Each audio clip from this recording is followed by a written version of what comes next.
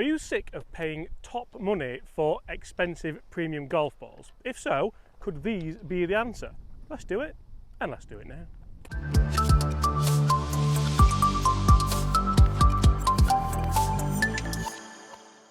Hi everyone, my name's James Robinson and welcome to this YouTube channel. Guys, in today's video we are testing the Mynt Wizard Pro golf balls. I'm aware that is upside down. Chris, how are you? Very good, yourself? Chris, these could be a bit of you, Wizard Pro. Bit of a wizard after my chip in the other week. Oh yeah, we'll put that on screen now actually if we can find it, if it's in the archives. But guys, basically this rivals, or should rival, such as a Titleist Pro-V1. Is it a 3-piece ball, a urethane cover, and it's a little bit cheaper as well. So should we do the honours? Why not? Wizard, what number are you? I'm number dos. Oh, do you want to lead us off? See. Feels soft in the hand, straight off the hockey. It's a good starting place. It doesn't feel terrible like some do. Right. Bit of a soft fade over the trees. We coming back? Slightly coming back, might be alright. Is that the line or is that tight? That is a bit tight. At least it wasn't an expensive Pro-V1. So guys, we are talking balls again today. This is a series me and Chris like to do around golf balls. And as you said, Chris, that actually feels quite good, doesn't it? It is urethane, so it's the most kind of expensive cover that you can get. It's quite a windy day today as well, so a great day to test these balls. I'm a number one.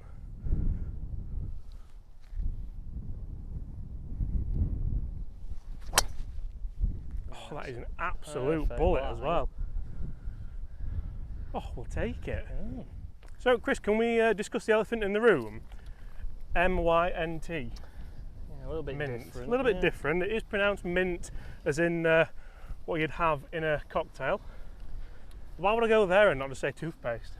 Yeah, I don't Very know random. really. Anyway, Alcoholic. so it's a 3-piece urethane cover, 3-piece urethane ball, 360 dimples, and 85 compression. Ooh.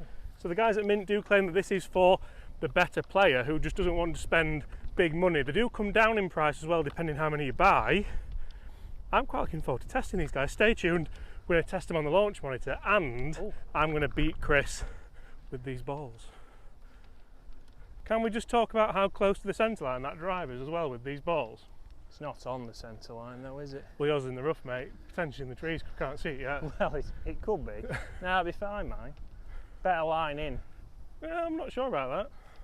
Right guys, one of the better drives that I've hit this year actually, that felt really nice, felt compressed, and it was nice and low under the wind.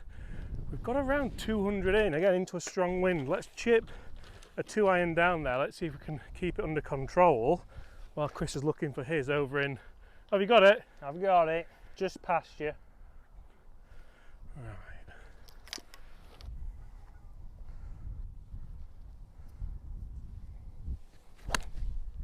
Oh, be good. Cut. Cut. Now that is the beauty about the urethane cover for me, because it doesn't just rise straight up into the air. So when it's a windy day like this, you can keep it more under control. If that was a ionomer cover and elastoma cover, it might just go a little bit high straight off the bat. But this seems to be quite good. Right, Chris, over to you. Right, so also try and keep it low out of this rough. Sounded good. It did sound good. A little bit right in the bunker. In at the bunker. We'll test your ability on hole number 1. Yeah, and they do claim as well this is designed for, as you can imagine, maximum distance and controlled greenside spin. I'm not gonna lie guys, we see that on every single box that we ever do test. It'll be interesting to see. To be honest, so far I'm impressed. So we'll top price, they're €39 a dozen, about £30. Give or take. 30, so if you think about a Pro-V1 at the moment, they're knocking on £50, and if you do bulk buy, you get them cheaper. You have your deals with caps and accessories and stuff like that. So far, so good. Right guys, I'm over here to the left-hand side. Nice controlled fly. It's slightly short actually. Let's see how much control we can get out of this rough with this ball. Not a great lie.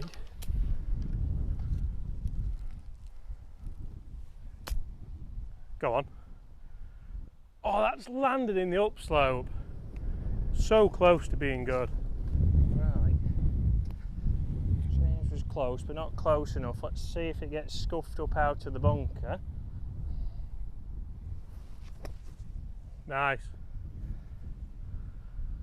A bit of a chunk and run, so I don't think it'll have got scuffed up on that one. So guys, one of the big things that companies tend to maybe skimp on a little bit when talking balls is the alignment. So if you look here, we do have quite a nice alignment here. So we've got the branding of Wizard Pro there. Nice thick black line. Quite like that. That's definitely going to help us line the balls up. I think Chris is going to be a huge fan of this. Huge fan. Roll this in for a birdie.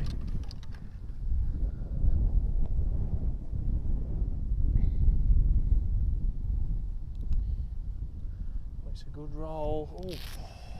You know, it felt really nice off the putter as well. Nice and soft. That's a par. It's quite a poor par actually after that drive. Poor par. Right. Let's give this a go. Cracking alignment, eh? Like you said, it's something that people often miss out when they're doing a golf ball. Roll straight in. Is that one down? Beautiful, actually. I must say, it does sort of fill you with confidence as well, having that thick black line there, and you get the feedback, so that's really good, especially for the price. Right, one down. Right, Chris, your honour. I'm going to try and chip a little 3-wood down here. I really feel comfortable with this in this wind, and that's something which one of the biggest compliments. Big Emirates there. Oh yeah. A380 from Dubai. Behind the anyway, cloud now. back to it. What was I saying? Anyway, one of the biggest compliments I can play this is already, I'd feel like, so we've got a dozen of these to test, quite happily put these in the bag and just play with them for the next few weeks until I lose them all, but Chris will probably take them anyway, so. It's a cracking bird, that, isn't it? I wonder if you've got that new premium economy. I do wonder. Right, anyway, back to golf. So, a nice low one here with the 4-iron, hopefully. Not quite your low one that you wanted. It did pop up a little bit, but that's more of a butchered swing. Yeah, can you really, I don't think you can blame the urethane for that one. I certainly can't. And this is where having the right ball really appeals to me, because if I'm using the wrong kind of ball here, I can't play this shot I'm trying to play now, where I just send it a little bit of a stinger almost. I'll not christen it that because it's not quite that good. Oh, that's a great shot. Yeah, a little kind of toey stinger, and I'm going to take that all day. That'll chase. Again, so far so good. Stay tuned guys for the numbers. So once again guys, we've kind of christened this video about a golf ball rivaling the Pro V1. The Pro V1 for me has kind of been the #1 ball. I don't know if that's a marketing thing that stood in my head. It's a ball you use as well, but balls that are coming out now rivaling it, such as the Kirkland. I mean, we're not allowed to talk about the Kirkland anymore because sales reps. Yeah, apparently we're sales reps for Costco now. Loads of free toilet roll though I've had somehow. Well, what more could you want? But for me, it's great to see these kind of golf balls coming to the market. The Seed ball as well, that was a fantastic ball for the price, where you can get the performance pretty much of a premium ball, but for cheaper. What are your thoughts on it?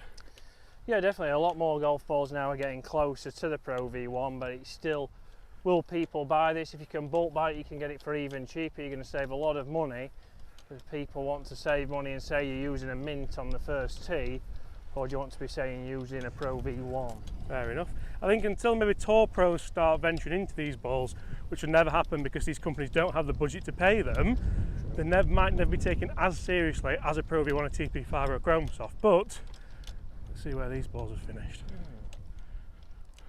Right, so we'll see here again how it flies off a wedge. This is not going to be a full shot, so can we control it? Obviously it's been able to fly well with the cover on the longer shots.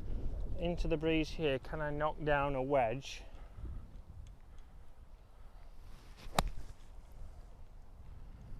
Not too bad. So did keep down, didn't raise too much. I have pulled it slightly, so it's on the left hand side of the green, but again feels very soft off the face, which is a lot of it, and a lot of it is down to how it feels coming off the face. So I've got about probably 100 yards in here, would you say? Yeah. Just missed it. It's got to take a bad bounce, I would imagine, but in the rough, into the wind. And again, we're testing these balls into the wind. These are quite difficult conditions. Let's see what kind of stop we can get out the rough. The wind is actually helping us try to stop it.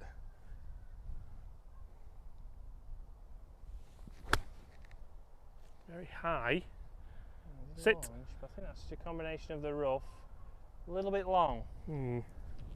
Not the best shot. I've just hit the green there. Chris has missed the green with a terrible shot, really, you've got to say. Well, I did pull it slightly. Right, again, did feel very soft off the putter face, so again, feel all the way around throughout the bag. Feels good. Sometimes you get it where it feels a little bit clicky off something, but yeah, for me, it feels good.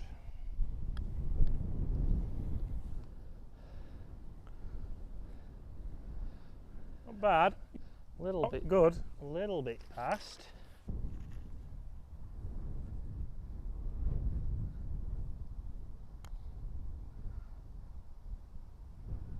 Ah! Well, there's plenty left. Let's get the flag out. It feels fantastic off the putter. Does That was like a little bit firm, but not. Yeah, but it's similar to what you'd get with a normal Pro V1. Oh, Well, it was good rocketed. job it went in. You know what I'm a huge fan of as well? The kind of thickness of the text. I think they may have learnt from Titleist there how to make a ball maybe look a little bit more premium. Don't stick a massive kind of thick black logo on it. Yeah, little touches like that are going to make them sell maybe a few more. Right, this did not go too down. Ooh, all day. Oh, I nearly went then. I'm off, I'll see you at next tee. Right, this could well be the hardest 3 holes in the history of talking balls. All being into the wind. We've got a long par 3 now to finish part 1. Guys, let's jump ahead and let's see some numbers for these balls. I must admit, I am very impressed with these for the price. Again, for the price, I'm very impressed. It's probably, again, price-wise, we can't mention the ball that is nearly a pounder ball or is a pounder It ball. upsets people, doesn't it? The price-wise, you are going to save money and it does feel as good. I just think, again, with the wording, are they going to sell as many as a Pro V?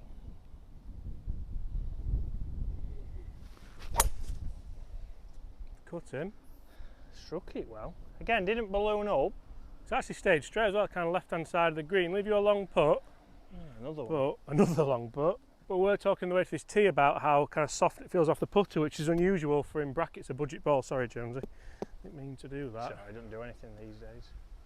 Is the wind off the right? Wind is off the right. Into. Oh. Just peaked up for you. That started. It's staying straight again. Be flirting with the right edge of the green, but it could be. If it's misty, that's short-sided and not great. So guys, quite interesting numbers there on the launch monitor out on the golf course.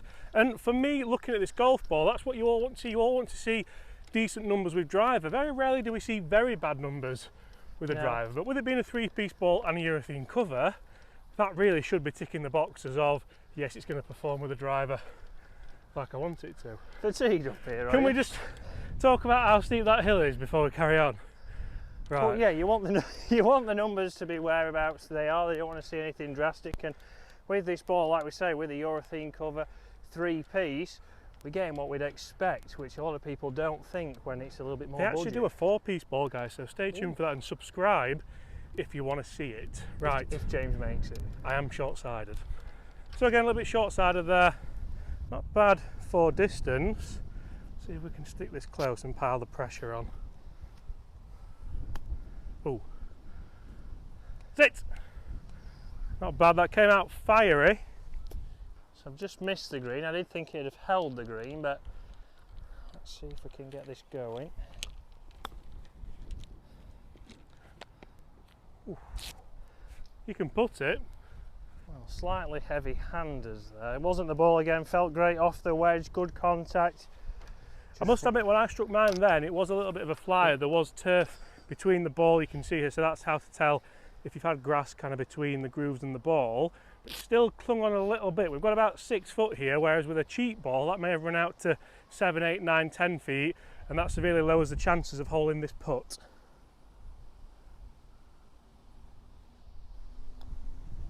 Oh, he's got it again. Oh my good lord. It's an unbelievable ball. Mint. Is that why you're wearing a mint shirt? What? Yeah, it does match it today.